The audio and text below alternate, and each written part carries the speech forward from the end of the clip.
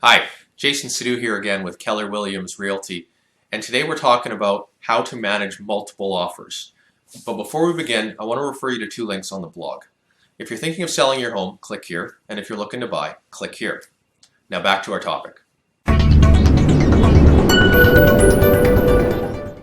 So we're in a market of low inventory and high demand, and that's great if you're a seller. Now, that does not necessarily mean that you're going to get the best possible price just by hiring an average agent, putting it on the MLS, and putting up a sign in the yard. First things first, I cannot overstate this. Who you choose to hire to represent you in the sale of your largest asset is absolutely critical. So let's just go ahead and assume that you've hired a great agent for the job of selling your home. And they've done a great job of pre-marketing the home and creating a high level of exposure, and you've got to the market and you've got a ton of interest in your home, and you're now in the enviable position of having multiple offers on your home. Now what do you do? Well, first things first, my first piece of advice is look at all of your offers collectively.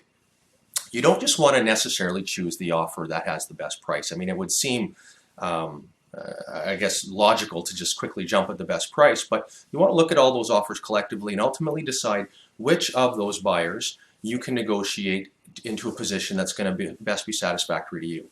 And that can mean price, that can mean conditions, and that can ultimately mean dates. You know, when would you like to make your move? Is it sooner? Is it later? Are you looking for a rent back type of a situation?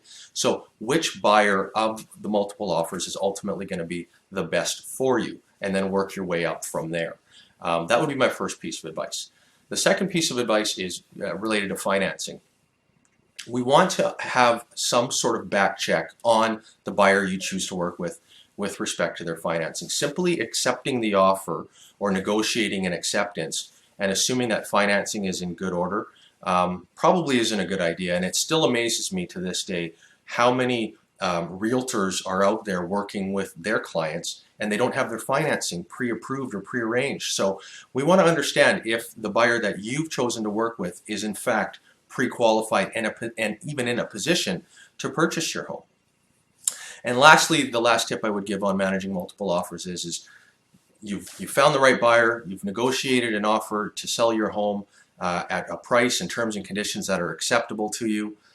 But in a market like this and in a position where you have multiple offers, the best thing to do would be to also have a backup offer. So in the unlikely event, well, I shouldn't say unlikely because it can happen, your first buyer for whatever reason maybe changes their mind or their financing doesn't come through or any myriad of issues that can come up that can potentially collapse your offer, you want to have a backup offer in place so that if you lose the first one, the second one automatically comes up to first in line and you're not losing any sort of momentum in your marketing.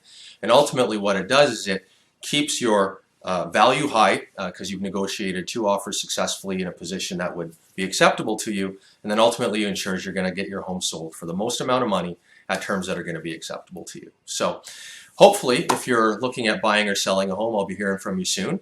And if you have any questions at all, you can reach out to me at the information below. And I'll look forward to talking to you again soon.